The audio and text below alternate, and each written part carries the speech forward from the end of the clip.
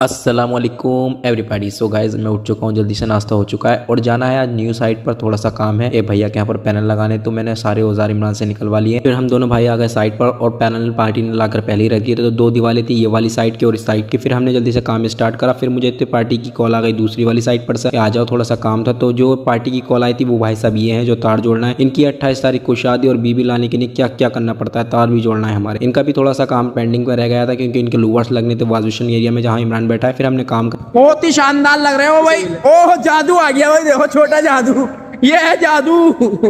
वही अच्छा। और ये सुहेल भाई ये कराने आए हैं हमारे भाई साहब, ये खिलाएंगे आज मोमोज। लेकिन ये खिला क्यों रहा है पता नहीं, क्यों खिला रहा है भाई साहब? स्कॉर्पियन मिलेगी, इतने डेढ़ में स्कॉर्पियन मिलेगी इनके भैया को। इन्होंने ब्लैक कलर की मांगी है तो कलर चेंज हो रही है उसका?